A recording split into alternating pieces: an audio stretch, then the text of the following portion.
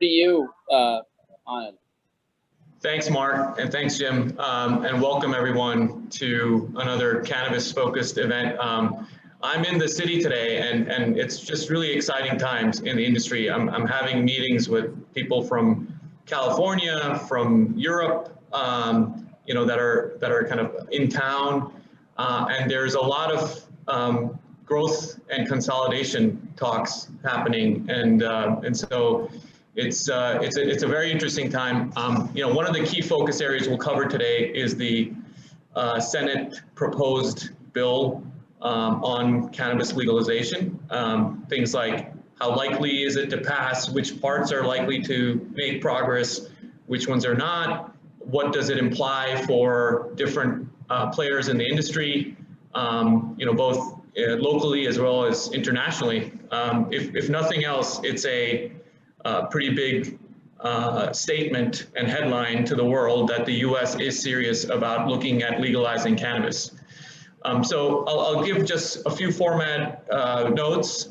We will try to introduce each of the panelists. They will have about 5 to 7 minutes to kind of talk about their background and who they are, as well as any slides or commentary they would like to make.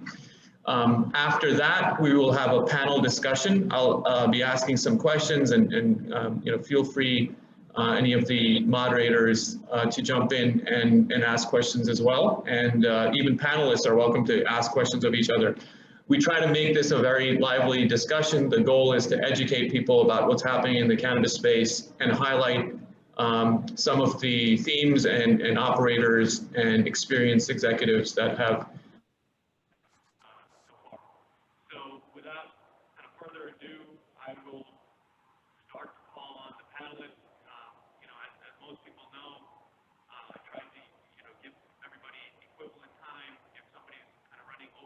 We can't hear you. Anand, your voice has cut off. We cannot hear you. We can't hear you. Can you hear me now? Yes, that's a little better. Okay, apologies. I think the internet is slightly choppy. So I'll turn it over first to Chris Crane, who is joining us for the panel. Thank you, Chris. I know it was last minute that we asked you to join, but appreciate you coming on, given your background on the regulatory front. So if you could give a quick intro and then just kind of overall thoughts and any commentary that you might have about what's taking place at the federal level would be appreciated. Sure. So thank you so much for having me, Anand. It's a pleasure to be here. My name is Chris Crane. I am the president and co-founder of Forefront Ventures. We're a publicly traded multi-state operator in the United States, operating across the entire vertical. And I have a long background in the policy world prior to joining the industry, and throughout my past decade plus in the industry. I had worked with Normal in Washington, D.C. I was the executive director of Students for Sensible Drug Policy, and I'm still the vice chair of the board of directors of the National Cannabis Industry Association, so have a firm foot in the advocacy and policy world. So to that end, I was asked to talk a bit about the Senate proposal, which I'm sure everyone is familiar with, or at least familiar that it exists. It's a extremely comprehensive piece of legislation, and really the first of its kind ever introduced in the US Congress to fully legalize, tax, and regulate cannabis at the federal level. There was a bill last year that passed the House, the MORE Act, which would have legalized cannabis at the federal level, but didn't really get much into detail on the regulatory side of things in terms of who would regulate it, how it would be taxed. So this proposal is much more comprehensive than anything that we've seen. I'll run through just some of the high level points about it, and then give you sort of my outlook on where things are going. So at the very high level with this bill, it would remove cannabis from the Controlled Substances Act within 60 days of being enacted. So that would be terrific. It would put regulation in the hands of multiple agencies, but primarily in the hands of the FDA. Although TTB would also have a pretty major regulatory role, including collecting taxes, particularly on collecting taxes and tracking and tracing enforcement of marijuana products. There's some fairly strong social equity components to the bill, including grants that we provided to business owners that come from disproportionately harmed communities. The tax rate set in the bill is fairly controversial, in large part because it's pretty high, and there's some real concern about whether or not it would be so high as to make it difficult to eliminate the illicit market. Taxes would start at 10% for the first year after the bill is enacted. This would be a sales tax, I should say, and that will go up by 5% each year for the first 4 years of the program. So it would increase up to 25% sales tax. Then in the 5th year after enactment, the tax would become, I'll just quote this because I don't know if there's any way to really paraphrase, a per ounce or per milligram of THC amount determined by the Secretary of the Treasury equal to 25% of the prevailing price of cannabis sold in the United States in the prior year. So basically it'll go up to 25%, and then that'll all be reassessed as a THC potency tax. Small businesses, meaning businesses that make less than $20 million a year in annual sales, will be eligible for a 50% reduction in their tax rate via a tax credit. I'll mostly leave it there. I mean, there's quite a bit about, the FDA oversees some of it, the TTB controls some of it. Treasury is going to be involved in anybody who is distributing cannabis across state lines. It does, I should say, explicitly allow for interstate commerce, but it does not require that states themselves legalize on their own. And so it does say that if a state makes cannabis or has cannabis remain illegal and another state has it legal, it would still be federally illegal to export from a legal state to an illegal state. However, a state could not prohibit interstate commerce if it's legal in their state coming from another legal state. So a lot to work out, somewhat complicated. That's the overview of what the legislation says. Now, the reality is this bill will not pass this year. Right. I mean, I hate to throw cold water on it. I hope that I'm wrong, but I'm not. This bill, I do not believe, will qualify for reconciliation, meaning that it would need 60 votes to pass in the Senate. And the reality right now is that we do not have 50 votes to pass it. So even if you could get it through reconciliation, there are not 50 votes right now in the United States Senate. A handful of Democrats have stated that they are opposed or likely opposed or undecided. And there's really only probably 2 Republicans right now, maybe 3 Republicans that have indicated, not even indicated, that might possibly be a yes vote. And I think the tax rates in this probably eliminates somebody like Rand Paul, who would be our most likely Republican supporter because of his sort of libertarian leanings. I'm guessing in the end may come out opposed to this because of the taxes and the way that it's regulated. So very unlikely that this gets done this year. However, particularly for someone like myself who's been involved in this for 20 plus years, the fact that this exists is a tremendous milestone and incredibly important. It is the starting point for a real federal dialogue around what cannabis regulation will ultimately look like at the federal level in the United States. It is a starting point to make changes, to have these negotiations. Right? Controversial legislation or difficult legislation almost never passes on its first go round, so that shouldn't be surprising. But it needs to get introduced the first time in order for the sausage to be made, for changes to be made, for deals to be made, to get people who may be on the fence or may be reluctant to come around, right? So this is a starting point. It is possible that we'll see elements of this bill get passed as either standalone legislation or more likely included in larger spending bills. In a budget bill, you could see something like banking protections included in the budget or included in a larger omnibus spending bill later this year, or even passed on its own, although that's become somewhat controversial amongst particularly members of the left in the Democratic Party who have said they don't want to see banking unless comprehensive reform passes, which will make that more difficult as a standalone. But I still think there's a path forward for banking. I think that the Democratic leadership in the Senate needs to show that they are making a genuine and real push to get this passed.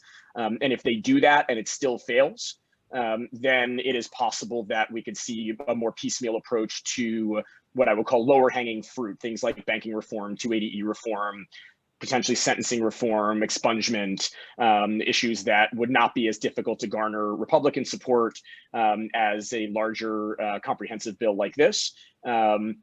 the only sort of caution I'll leave with is, if this does not get done by the end of 2022, we're likely looking at a much longer time horizon to get a comprehensive piece of legislation like this passed. And that's because I am operating under the assumption that the Democrats will lose one, if not both, houses of Congress in the midterm elections. That is typically what happens to the party that holds the White House, and the lead, their lead in both houses is extremely small. So history would tell us that the Republicans will take back one, if not both, houses next year. And unfortunately today, this is, irregardless of my or anyone else's personal political beliefs, the Republican Party right now, particularly Republican leadership in the Senate, is not especially friendly to this issue. So I think the chances of us getting something like as comprehensive of this passed in the next session, should the Republicans take back one of the houses of Congress, becomes significantly smaller than it is right now, where it's already has a pretty small chance of passing. So I'm sure there's going to be lots of questions on this as we move forward, and I will leave it there and move on to the other panelists. Thank you, Chris. That's a great overview of the current proposal and kind of some of the challenges in passing it in the form that it's in. So I'll just kind of share my screen here, and why don't you go ahead and introduce yourself, Sundie, next, and then I'll queue up your slides as you're presenting.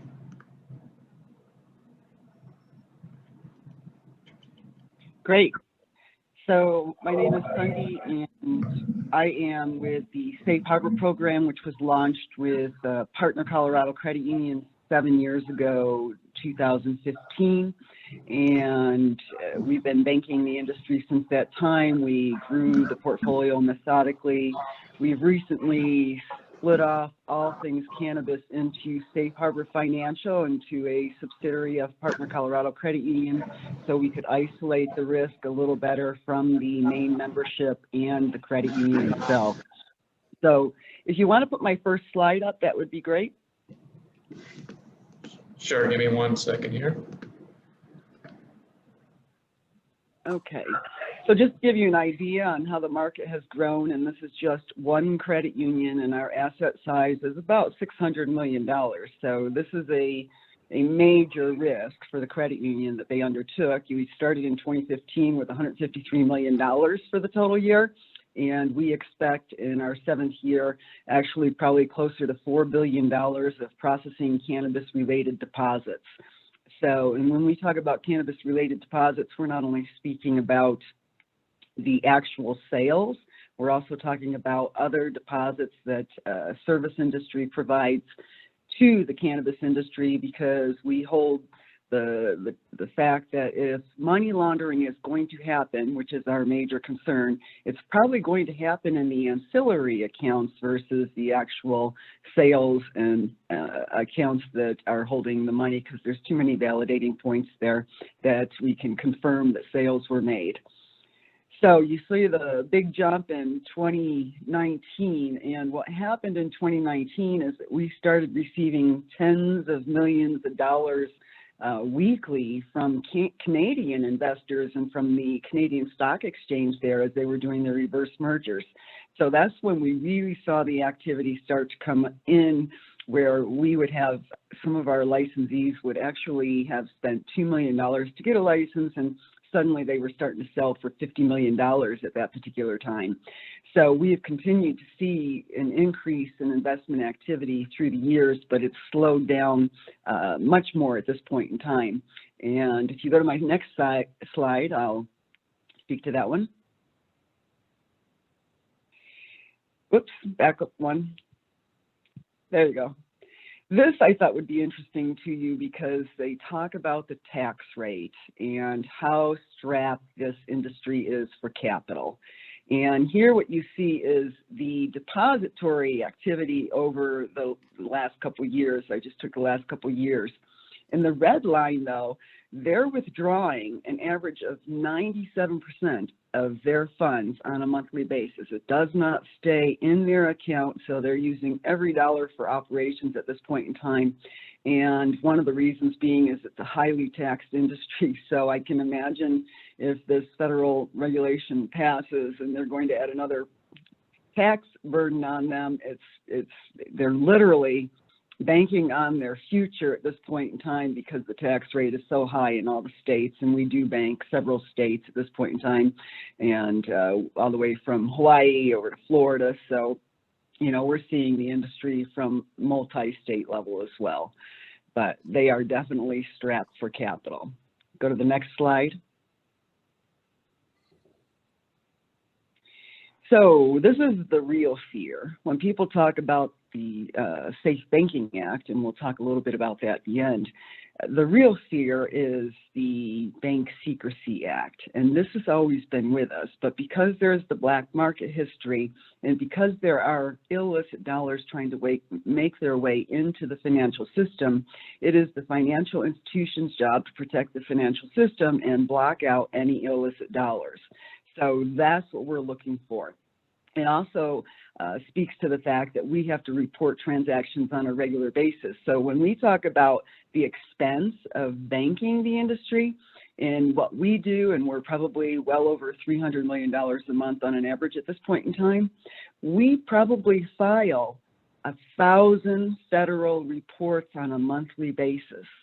So when cannabis companies come in and say they don't want to pay the extra fees, those reports not only have to be filed manually by, you know, their systems to help to put them in through FinCEN, but everyone has to be unique, or we can find ourselves in a lot of trouble with the regulators, and the fines that come out of FinCEN, they're fines in the hundreds of millions of dollars. So, and if you talk about, you know, a fine per CTR or per report that was filed inaccurately, now we're really talking 1,000 reports a month and a fine tied to those reports. So the question is, why would we do this with that type of risk? And that's, again, we went in with such a safe and sound measure of taking compliance to the highest level, and we've actually been through 15 federal and state exams. Anybody else would have quit. If my team wasn't ready to walk out on me, I would have been surprised. But you know, they had to learn the industry, and as they've learned the industry on the regulator side, you're starting to see them understand it. But they had to figure out how we could bank that safe and sound. The FinCEN guidance that was issued in 2014 specifically says, you know, this is guidance that shows financial institutions how to bank the marijuana business. So that's as close to permission as we actually got. The other thing we rely on is the fact that we've been doing this for our 7th year now, and is the possibility of prosecution there? Yeah, absolutely, the possibility is there. You know, because we are considered money laundering at the federal level, they could come in and prosecute the officers, and they could prosecute the board, and you know, fine the organization, obviously, but they haven't done it. So the probability of doing it in our 7th year takes away some of our fear. And that is why you are starting to see, regardless of the Safe Banking Act, more financial institutions come to the table. I'm going to be flying out to meet with a $40 billion financial institution who's just decided this year they want to get into the cannabis business. We're starting to see a whole lot more of that at this point in time, because the probability isn't as great now if you get into the business.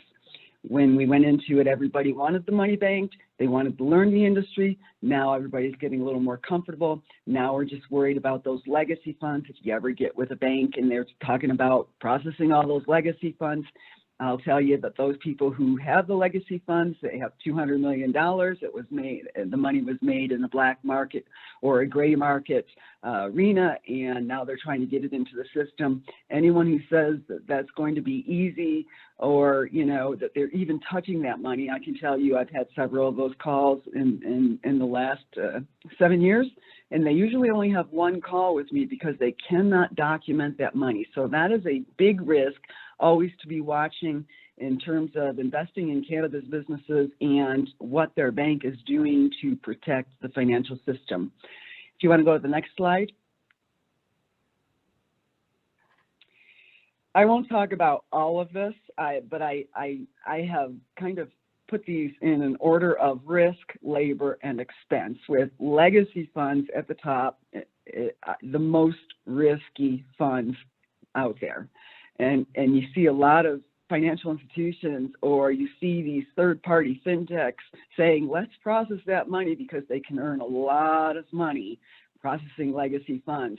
And I've had people try to slip $5 million into an account saying, we can validate this. And the fact of the matter is, doesn't matter if you have a third-party fintech who tells you they can validate this money. If that money goes through your account, you are responsible as the financial institution for allowing those monies to get into the financial system.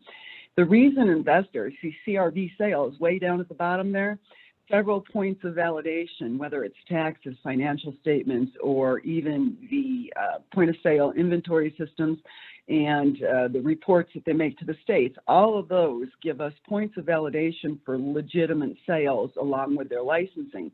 Investor equity funds, that type of things, we have a special obligation when we see them. First of all, as the money comes into the financial institution, we have to know who's in that pool.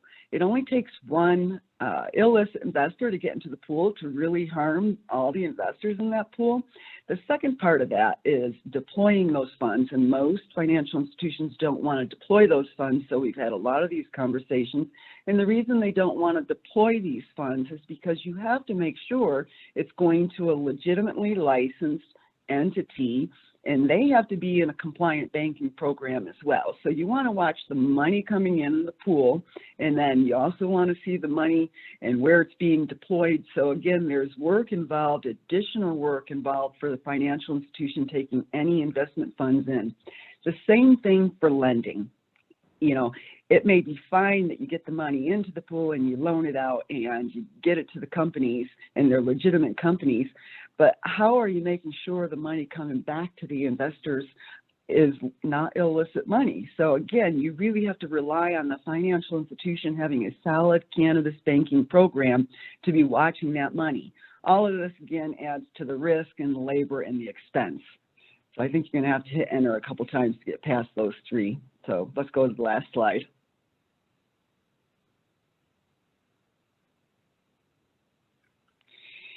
So legislation on the horizon, you know, is everybody waiting for Safe Banking Act to pass? No, we just heard that probably won't pass, but you know, it isn't going to be the end all for financial institutions getting into it, because there's enough of us who have survived this long at this point in time that they feel much more comfortable. You know, what will it change? The prosecution risk of officers on the board, right? This just takes one more risk away from me. And I will tell you that many financial institutions, the board is blocking because they want absolutely no responsibility. So it's an end-all subject going into the boardroom if you've got one board member who says, you know, we can't do this. It also will prevent, we're hoping, exclusion from the financial system. So we have Federal Reserve accounts all over the country. We're probably moving $9 million of cash, or mostly cash, throughout the country at any given time, but there's still one or two Federal Reserves that don't want to open accounts for us because we're actually processing cannabis money. And we have run into that in that situation. Most know that we have a proven program, so they're willing to work with us, but there's still some roadblocks out there. And the third thing I think it can do that's really going to be beneficial to the industry is that it would open insurance options. Like right now, if a financial institution goes into it and banks the cannabis money, there are exclusions, right, that it won't cover any actions against the financial institution that are cannabis related. Also, the major credit cards are not taking this money at this point in time, so I think it might open the door for financial institutions to have merchant processing with major credit cards and then other financial services. And what it won't change is the very slide I talked to you about, which is the Bank Secrecy Act obligations, and that's where the real fines come in. That is why financial institutions won't enter this. If you liken the obligation to banking casinos or money service businesses, you will find out whether financial institutions actually have a stomach to do that, and many don't. So you won't see a rush to action here. You will see certain financial institutions who know how to manage that type of risk actually move into it and do it well. And that concludes. Thank you, Sunday. Appreciate that, viewpoint from a bank's perspective. And I love this slide in particular, just kind of laying out what might happen as the most likely part of this legislation makes progress.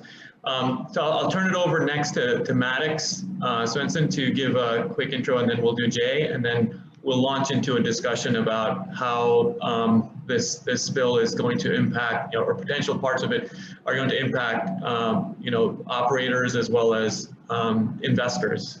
So go ahead, Maddox. Thanks, Anand. Andy, thanks for that detailed overview on both the broader kind of federal bill and impacts to banking. I run a venture fund focused on investments in technology and infrastructure, as well as branded consumer products.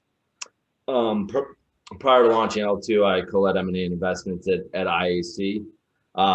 Portfolio companies include LeafLink, a soon-to-be announced deal on the consumer side, a consumer e-commerce marketplace within cannabis, branded products company called Ripple, based in Colorado, that makes popular product. It's a water-soluble THC powder that kind of solves dosing and delivery.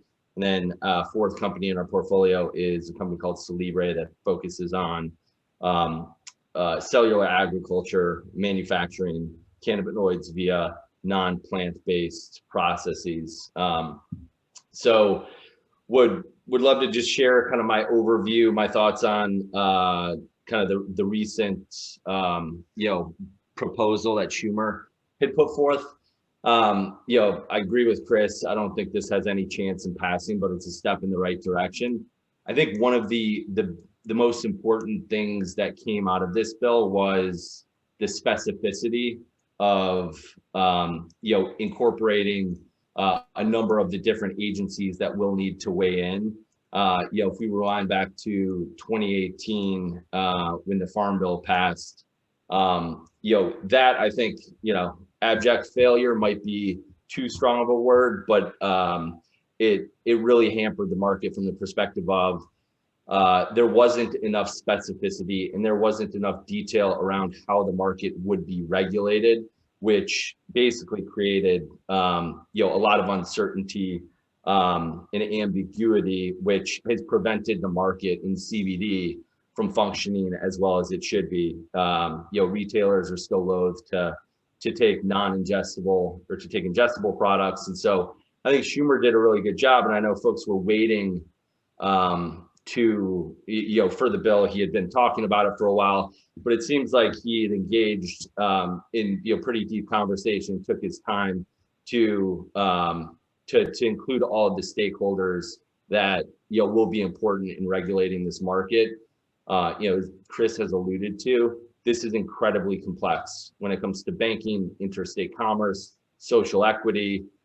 This is not something that's going to be resolved overnight, but I think it elevates the conversation, more amplifies it on the national stage and gets people talking and moving in the right direction, which is great and a step in the right direction. I think still this is a states-led movement, and I don't see that will slow down anytime soon.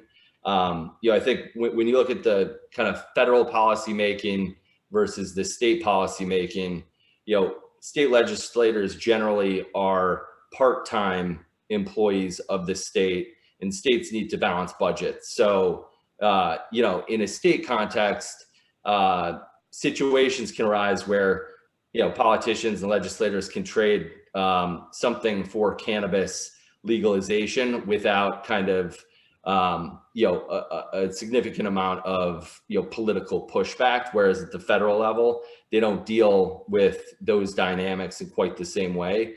So I think we'll continue to see movement on the state side, increasing the size of the market. I think a byproduct of that is, the companies that are incumbents in the space, both on the production side and the retail side, as well as on the technology and ancillary side, will continue to strengthen, and those that have had access to capital, have built scale, will continue to get stronger without kind of the impending threat of let's just call it, ex-cannabis competition entering the marketplace. So I think as far as the health of the industry goes, I think most would agree that this is a step in the right direction. I think getting some relief on banking, sometime within Biden's term would be a good thing, and would certainly help drive efficiency for both the tech companies and the MSOs and plant touching companies. But I think and hopefully kind of with that we'll also include some social equity components. But I could see, to Chris's point, nothing passes by the midterms, but there's maybe a little bit more openness to an incremental approach where there's social equity components attached to some sort of a Safe Banking Act. But I think all of those that are well positioned today are going to benefit from a little bit of a slower rollout in terms of broad federal regulation, where incumbents can kind of deepen and widen their moats given current positions. Thank you, Maddox, for that viewpoint. And then last but not least, I'd like to queue up Jay Spall to introduce and give some comments as well. And then we'll open it up for group discussion in a minute. And I know there's so many directions we could go with this, so I'll ask a few kind of foundational questions, and then we'll let the audience participate as well. Go ahead, Jay. Hi guys, I'm Jay Spall. I'm the Chief Science Officer at ALT, Advanced Liquid Technology. It's a CPG company and a technology company. This was great hearing Chris Sunday and Maddox speak, and I will kind of tie some of the science, product development, and innovation with the conversation that we're having thus far. Just a little bit briefly about my background and the company a bit. I've been in the cannabis space for over a decade now. Been part of from cultivation all the way to extraction, distillations, formulations, beverages, nanoemulsions, and then dove into the technology development side in parallel with product development. I think the points that were raised today were extremely crucial, very important, and highly educational. I learned a lot of new things. I think where the market currently stands is cannabis market has been operating similar to that of like a farmer's market, how the money is being collected, how it's being operated, the lack of banking. However, the size of the market is more representative of like a pharmaceutical industry, but it is not standardized as such as far as banking goes, as far as regulation goes, as far as the whole infrastructure goes. So I think there's a huge product development and standardization component to it. And depending on the type of company you're working with, the types of product you're making, our approach at ALT has been to make, to standardize the product to a point where you have a consistent experience. I'll give a rough example. For an industry that is as large as cannabis already, or is going to be, and it's going to grow at an exponential rate, it is much more similar to that of a product like, say, Tylenol.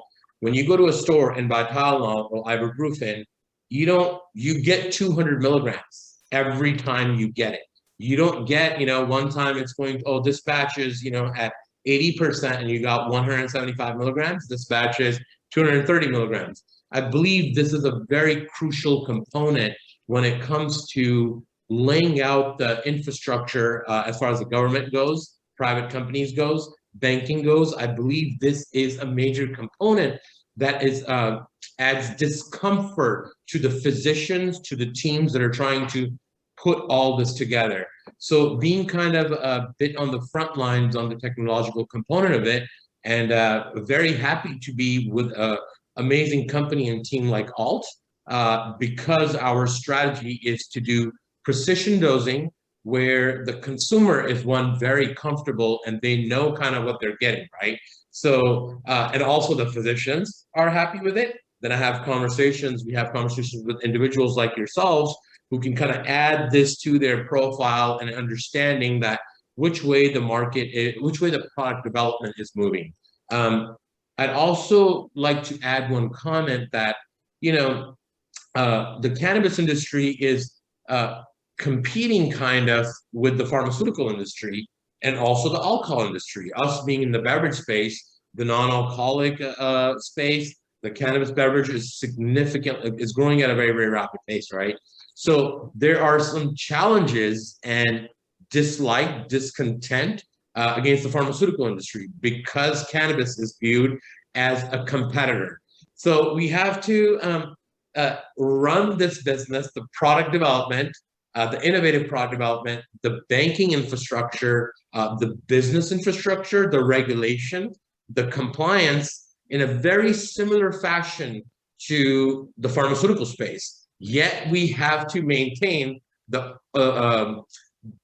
organic nature and the holistic nature of the farmer market style products, where we're organic, self-regulating, making sure we're ethical and creating products that meet a certain quality standard.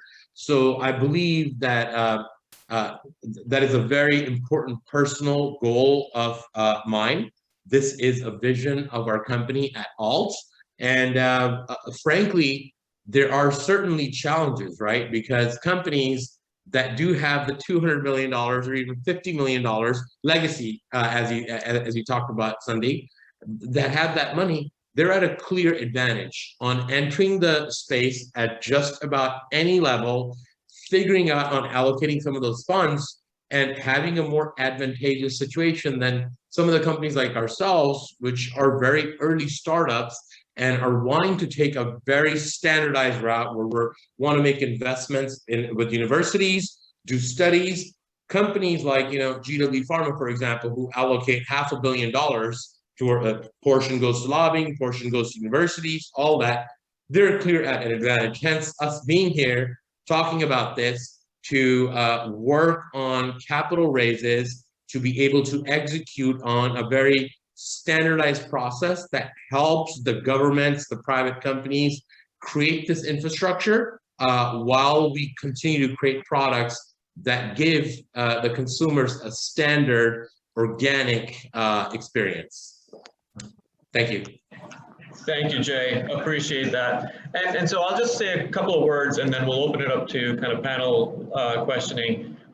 You know, it's really exciting to see consistent turnout for our events. The partnership between Bar Capital, which is focused on helping investors navigate and tie in with the quality investments and funds in the space, as well as 361 Firm, which has extended our reach to a great community of investors, operators, and other executives that have a lot of great input and are benefiting the cannabis industry through events like this.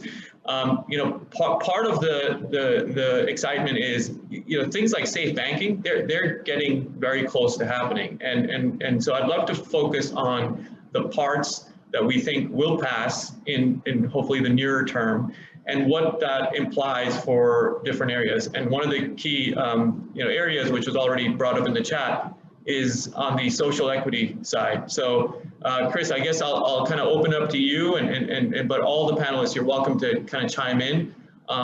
You know, I think one thing I'll kind of level set on is most of the major MSOs in this space, they don't have a problem banking.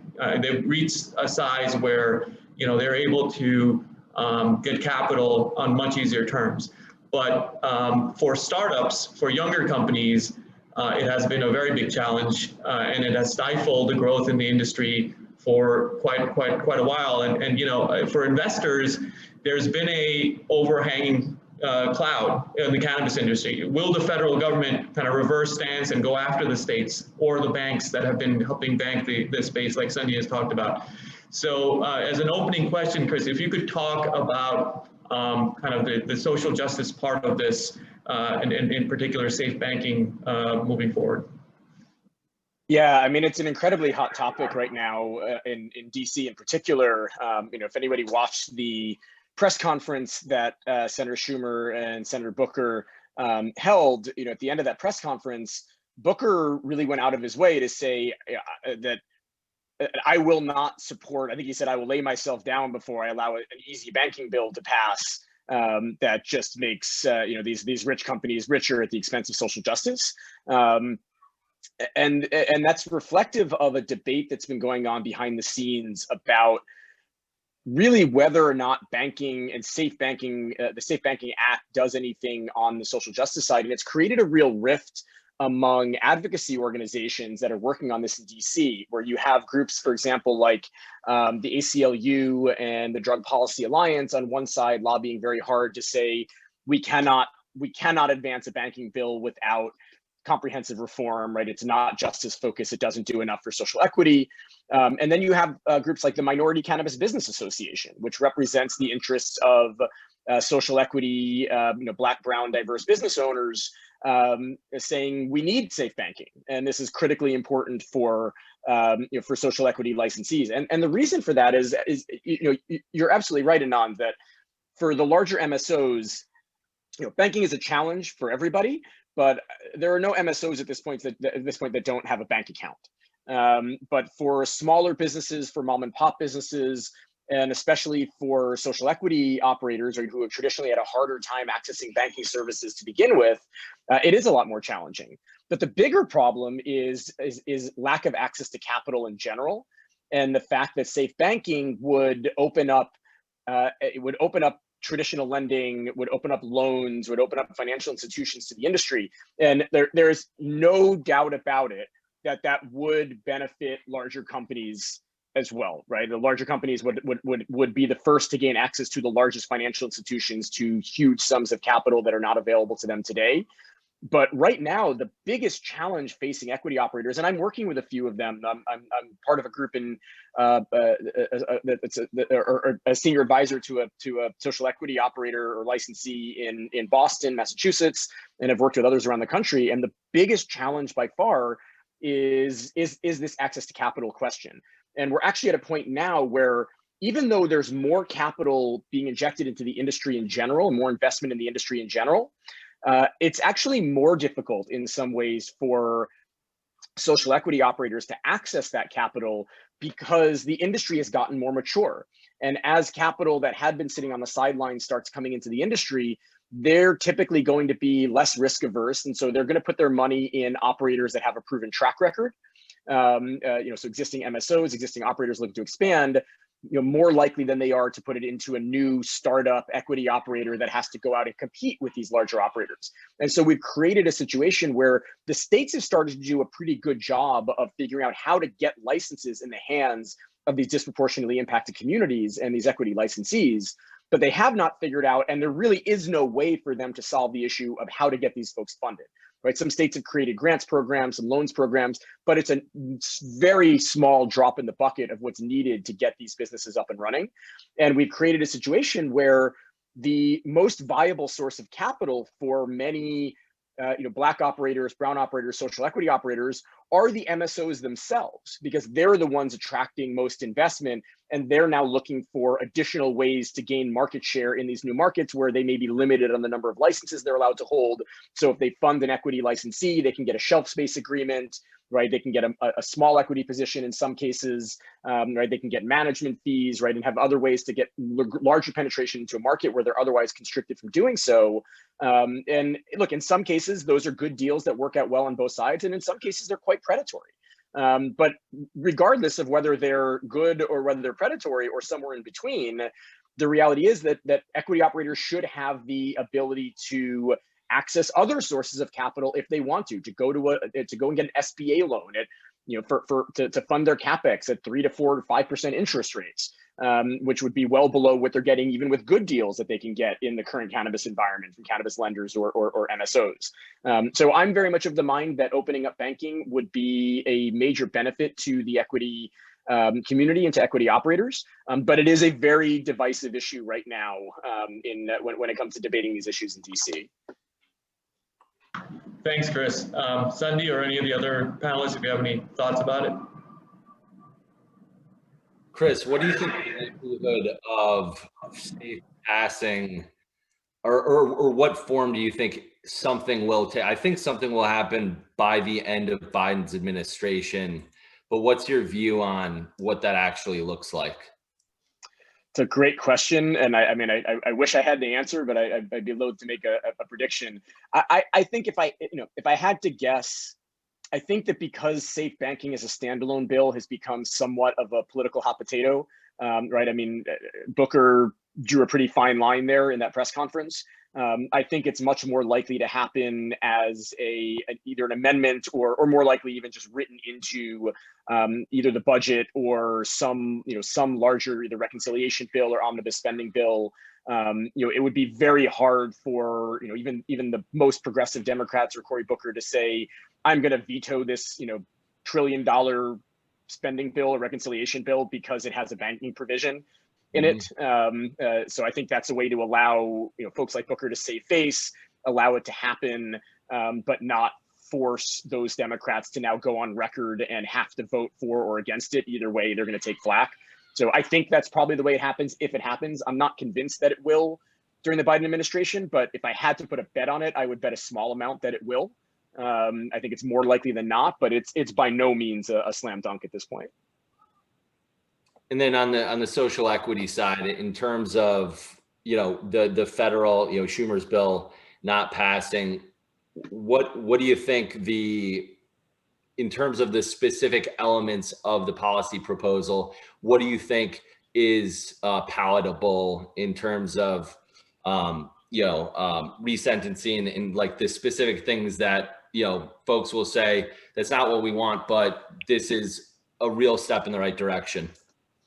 Yeah, it's a good question. I think this is actually more challenging than banking because the social equity provisions are quite unpopular among the Republican caucus by and large, whereas banking enjoys a lot of. I mean, we could pass banking with a straight up or down vote on the Senate floor.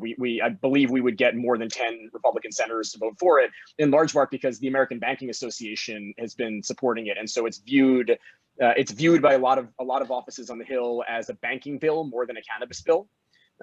Whereas social equity provisions are very much viewed as cannabis, and they're viewed as somewhat racially charged. So I think they're more challenging to get done. That said, if you're going to get something done, again, it's going to have to be as part of a larger bill rather than a standalone. And I think the lowest hanging fruit there is probably expungement. So I think that if we're going to get anything, that's probably what we get. It's hard to see us getting a lot more than that, although I hope the Democrats make a real effort to include broader provisions, things like expanding SBA loans to minority-owned businesses, minority-owned cannabis businesses. I think that would be a tremendous help. But I think expungement is probably the sort of lowest hanging fruit here. Yeah, and we've already seen states follow some form of that, I think, right? Yeah, I mean, the reality is expungement is much more of a state issue than it is a federal issue. It's over 90% of cannabis offenses or cannabis convictions in this country are at the state and local level, not at the federal level. The feds tend to deal with large scale trafficking offenses. The only possession offenses that really go through the federal system are if they take place on federal parkland or in some parts of DC or in some cases in Native American land. So it'd be great to get those off the books, obviously, but it's a small fraction of the overall conviction rate. Most of that is at the local and state level. I have a question, perhaps for you, Chris, or anybody else can chime in. One of the things that I saw in not just California, but many states, and you guys are probably aware of this, is the bills passing, the regulations coming through, but there not being enough capital by the state to create enough of a government or a task force or a team to put these regulations in effect. So there being a very big delta, a very big gap before the time comes when, for example, testing is done or what we're talking about as far as the banking goes. And I'd like a little bit of a better understanding of, even the part about expungement, right? Like how many people is each state going to allocate towards that whole program and go through that? Same thing with the banking that, okay, if for the BSA, for example, as Sunday talked, how many people is the bank going to invest? They're going to charge the clients, right? They want to tax and charge the clients to create that team. So I just want to kind of understand that when this goes federal, and we're estimating that is some time from now, what does the timeline kind of look like very roughly before things are actually in action and fluid? I mean, I can start on that one. I think others probably have thoughts here. I mean, I think it takes a while, right? I mean, things tend to not move quickly at the federal government on anything. So to think that they're going to create an entirely new, regulatory, licensing, taxation structure for something that's never been, that's never been, well, it's never been legal at the federal level, never been regulated at the federal level, I should say, was legal 100 years ago.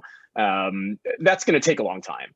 On the funding issue, the nice thing, I mean, I guess the silver lining is to the tax rates being so high is they should have enough funding to or enough tax revenue coming in to fund this. But I think rulemaking is going to take a while. I mean, just look at what's happened with hemp, right? I mean, industrial hemp and CBD production was legalized at the federal level through the Farm Bill now 3 or 4 years ago, and they're still going through rulemaking at the federal level, and that's just dealing with CBD hemp production. If you're talking about establishing entire regulatory framework for the entire cannabis industry, in particular where you have one with this patchwork of different state laws, some states where it's still illegal, I mean, I think it's a 5 to 8 year process before this is like established and actually working.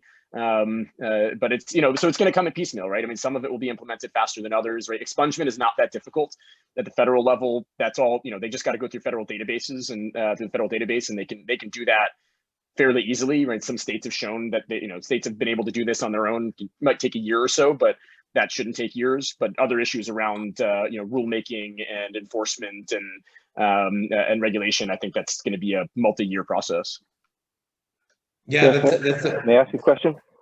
Sorry, I was wondering if I could just kind of ask a follow-on question to that. In terms of like those who have been expunged, what can we do as an industry and as state regulators to encourage employment within the industry for those who've been expunged, right? Because when we're talking about some of the greatest growers of all time, they really propped the plant up throughout the prohibition. They created things that never would have existed without prohibition, like green crack and AK-47 and an entire culture of cannabis. What can we do to get those who have been expunged into the industry? And how can we convince our state regulators that this is important so that we can honor the flower and the culture and all of the history that has been created from prohibition? Listen, for weeks I've been saying that there is a lot about what is happening in the gray market that can inform a lot of these conversations. I've been saying that for weeks now.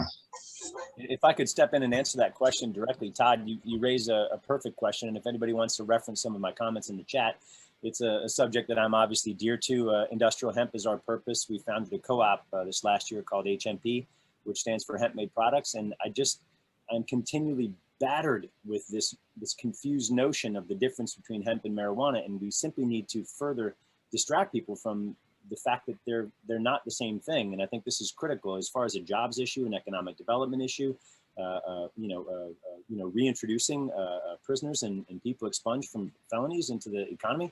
Industrial hemp offers myriad opportunities to both transfer the knowledge of cannabis cultivation and introduce new economic streams into any community at any size. Because as you know, hemp as a product, as a culture, as a crop has been the first, the first crop ever cultivated by mankind that wasn't to eat. So we have the tech. It's not high tech. It can be done at a very low tech area too, which causes a lot less financial distress and risk to outfit these new industries. So, my two cents. Thanks, Scott. I appreciate your feedback on that. But some people don't want to come into the hemp industry. They want to be a part of the marijuana industry, right? The culture that they came up in, and that we shouldn't be ashamed of. And I love hemp. Hemp was my first love. So, Chris, maybe you can give us a industry perspective from the NCI side. Yeah, no, I'm really glad that you raised this question, Todd. It's incredibly important, and having been involved in this for so long, I couldn't agree more. Right? I mean, those of us who enjoy cannabis and have enjoyed cannabis for a long time, and we've gotten our supplies for a long time from the illicit market growers, and I don't think that they should be. Not only should they not be stigmatized for having participated in the underground economy, we should be celebrating the folks that have been creating the products that we all love and that have allowed, that allowed this industry to exist in the first place.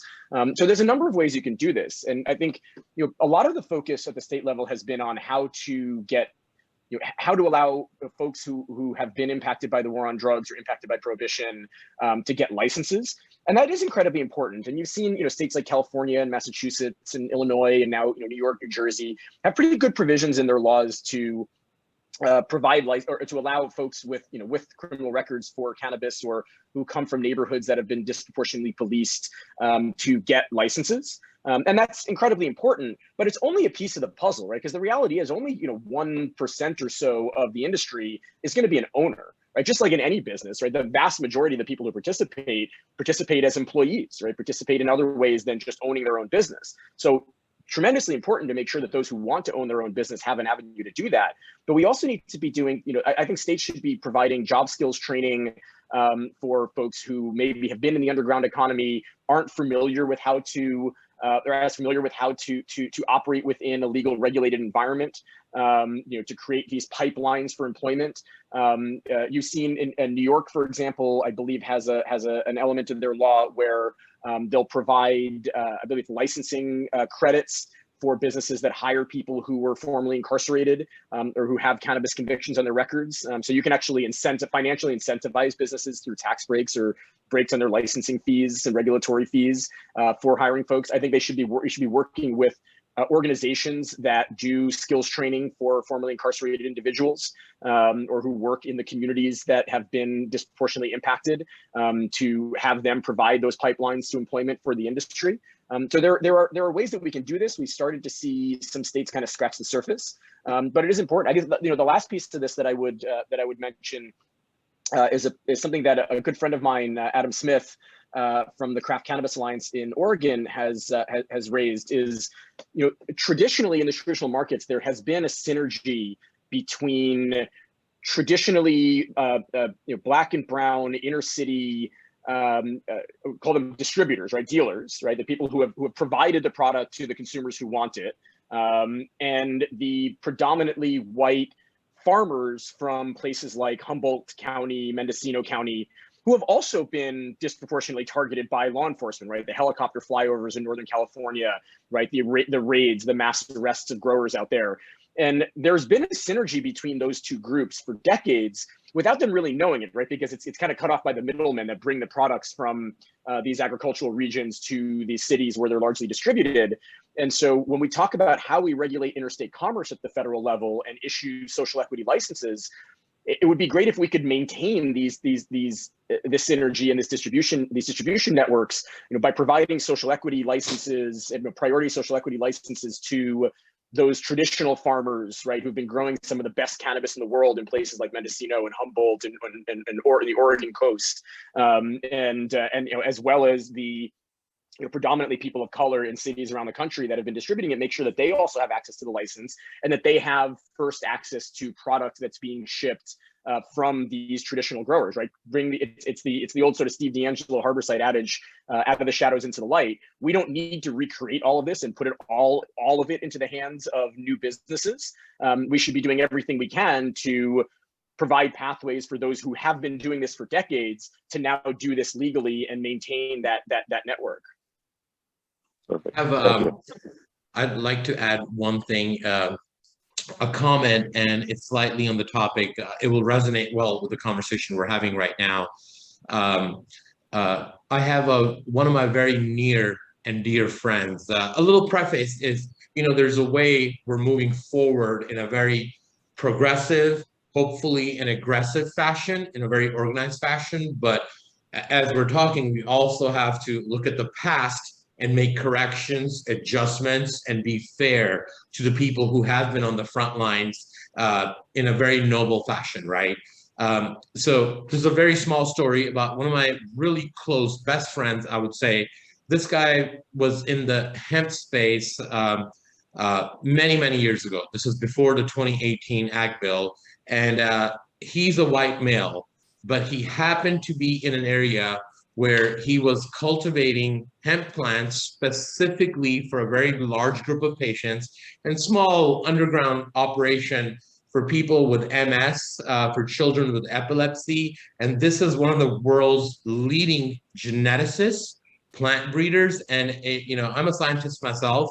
I can very confidently say that this guy sits, he's in an elite class. Anyways, this is before there was local education between hemp versus cannabis. This guy was scrutinized to a point. He was put in prison for many months, and there's been no correction to that. He kept getting tossed back. There's felonies on his record, even after the 2018 bill. This is, again, non-THC related. We can understand that, okay, if in certain areas, if it's cannabis related, it's perhaps even more difficult, right? But I'm talking hemp for a person, an elite geneticist who's actually breeding for people with very serious illnesses.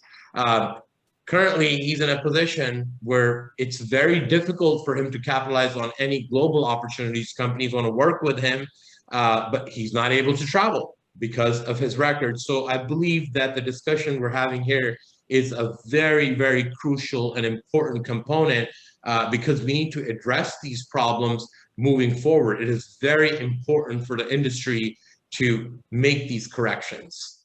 Yeah, Jay, I think you put it in a really important way. I often tell people that we have to look at re-implementing the cannabis industry in a manner that addresses the ills that were created by this plant's prohibition. I think this is incredibly important. This is such a huge paradigm shift taking place in the midst of an inflection point in human history. And I think the folks around this table here have the opportunity to really make an impact on that. Thanks, Chris, for your comments, and thanks, Jay, for adding to that. Thank you. And we're open for questions from the audience. And Jen, I wanted to highlight you. Thank you for, as always, for helping us find speakers for our events. If you had any comments or thoughts, feel free to jump in. And I also wanted to highlight a newer member of the community. Isaac, if you could just give a quick background on yourself and your involvement with the cannabis space, if you're still on here, would love for you to participate as well. Do we still have Isaac? He probably had to drop off. Yeah, I believe he had to drop off. So another area I wanted to cover is, assuming this legislation creates opportunities for advancement, at least some parts of it, safe banking being one. What are some thoughts around we talked about this briefly, and Chris, again, you may be the most familiar with this, but what are some of the interstate commerce pieces of this in your kind of initial understanding, and how much pushback do you think you're going to get? Are people going to be able to ship from California to New York, cannabis, as long as they're not crossing a state that doesn't allow it? Is that potentially been thought out in the current proposal? Because what I'm always curious about is to get this fully advanced, there's a number of areas that need to kind of develop.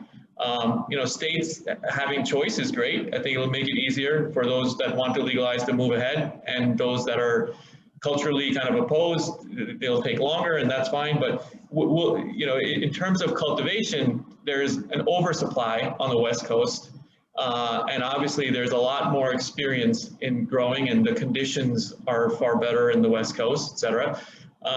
Is there going to be some contemplation through this process on how that will shape out?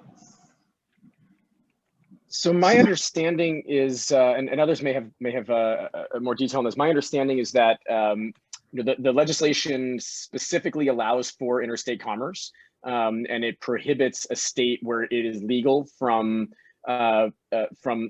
prohibiting a product coming in from another legal state. So a state couldn't just be a silo and say we're only going to allow it to be grown in our state and supplied in our state, which is an interesting one, because there are states out there that I think, given the opportunity, would very likely do that. I think a state like Illinois, New York, right, where you have Missouri. relatively small number of Missouri. Yeah, we have a relatively small number of well-capitalized players that would like to keep that market domestic or interstate to not allow cheap products coming in from the West Coast. But this does prohibit that.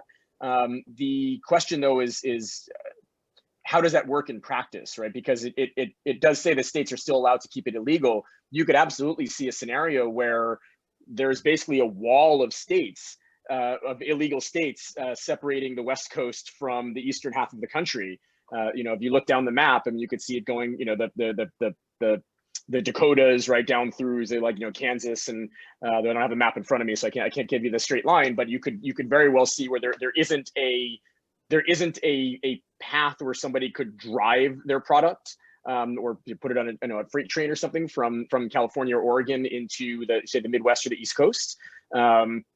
And this does not address how that would function. I imagine that the TTB could issue licenses where if somebody were driving through an illegal state, as long as they didn't stop or unload, that it would prevent them from being arrested by local law enforcement. I'm not sure how that would work. You almost certainly could fly the product from the West Coast over an illegal state, because in that case, you're in federal airspace. You're not considered in state territory, but instead in federal airspace. And if it's federally legal, that should be allowed. But these are details that are very much to be worked out during the regulatory and rulemaking process. We do have a piece of tech, Chris, if it's of interest to anyone on the call. A partner of ours in South Texas called Hempliance has built an app, and it was originally designed for chain of custody compliance, but it's grown quite a bit from there to include everything from standard operating procedures for farmers to seed supply, to a marketplace, even now to a digital coin with which to pay the farmers carbon credits just for planting, regardless of their cultivation. And that includes a connection both to the state regulators as well as law enforcement, literally in every city that the logistical chain takes place. So we definitely have an answer for it. Whether states like Idaho will ever get on board is another question. So. Thank you. A question from, is it Istiak Doza? For me, actually, about Southeast Asia and when there might be legalization taking place there. So interestingly enough, I had a breakfast meeting and one of the topics was launching CBD products in India through the pharma medicinal channel. I have a network there and was traveling there quite a bit before COVID. So I think in terms of Southeast Asia and Asia in general, CBD is the play for the foreseeable future. Processing it, developing medication and producing active pharmaceutical ingredients in the CBD space.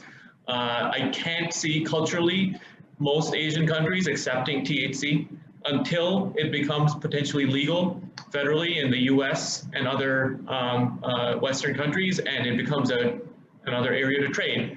And I can see culturally India, India, I can tell you from growing up there's a festival called Holi, and I would say probably about 200 million people consume cannabis at that event. Much of the adult population consumes cannabis in a milk-based drink, and so there's a black market that's very alive there. It's not strictly enforced against by the federal government, but it is illegal to grow it. But it grows, in many locations in India and has for many generations. So I think long way away for THC. CBD is the play for the next 5 to 10 years, in my opinion. And I'm planning on launching a THC drink for that Holi festival at some point in the future. Anand, did you talk about that? Yes. Question for Maddox, if you're still on there. Yes, I see you there. In terms of investment decision making, how does this proposal change anything, if at all? And how do you kind of look at potential investments in terms of there's these pockets that currently exist at the state level, for example. They might not be disrupted too soon from this, but certain business models are tied into the fact that you can be insulated in a certain geography or part of the market, and you might be in Michigan and you're protected because you don't really have too much competition coming in from another state. And this goes beyond just growers, but Any kind of thoughts on how this might, or how investors should look at this space to figure out what the implications might be of a bill like this? So, given this bill isn't going to pass, there's probably, more psychological elements to this, but I do think it impacts the kind of the competitive landscape. And I'd referenced this earlier, but, the well-capitalized scale players, on both parts of the supply chain, both physical and digital, I think are in a better position. I think you're going to see more capital move into the space, and they'll probably be going, that capital will be going to the category leaders, whether it's, the top MSOs or, the Janes, LeafLinks, and Dutchies. I think the customer scale in the, retail footprint and production footprint that both of those sides have is pretty substantial. And I kind of see that continuing. I think, to Chris's point earlier, it's still going to be a while until we see federal legalization. So I think that will keep kind of traditional folks on the sidelines as it relates to, I think alcohol and beverage will start to be more. Pardon me? Calls recorded for quality. How can I help you today? I think we got somebody else not on mute. I think you'll see some of the traditional kind of, technology companies. I know the different, large payments companies have been poking around this industry. PayPal made an investment in a, cannabis POS company a while back. So I think you're going to see more of that, but you're not going to see the mad rush to get in because, there's still ambiguity around the regulatory landscape, which, I think this is probably a good moment for growth stage companies that, have the footprint, have capital, have traction. I think you'll still see earlier stage companies get funded on the technology side. On the production side, I think there are definitely opportunities there, but from like a risk adjusted basis, the MSOs are pretty strong, and they've spent the last eight years taking bumps and bruises where they're really in a good spot to shine, I think.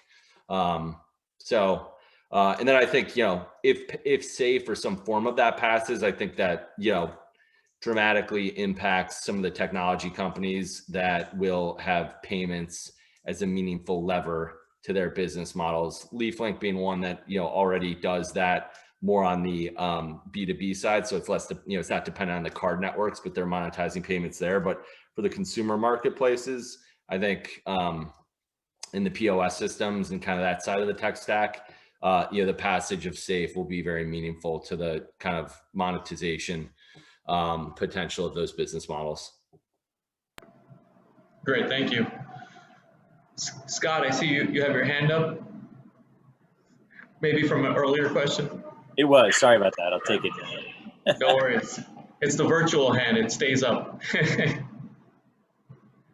Any other questions from the audience? I'm just kind of looking through the chat. I don't want to hog all the questions, so feel free to jump in.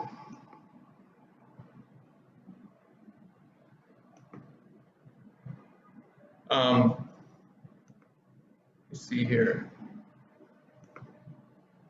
So in terms of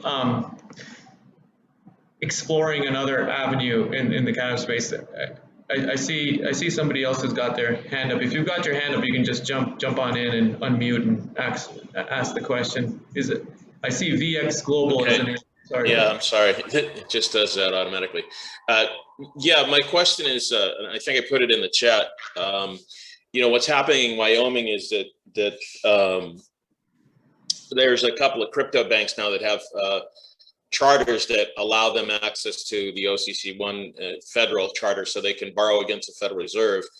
And my question was, does anybody that's know of any banks that are moving in that direction on a state level that will allow cannabis to bank? Because that's one of the reasons we've stayed away from it 100%. We're now working with one client that's a brand. So that was my question, was is there maybe any movement on that front that will break down the doors and maybe won't, be subject to attack by the federal government or state. And sorry, could you state your name and what Oh, your... I'm sorry, John Pappy.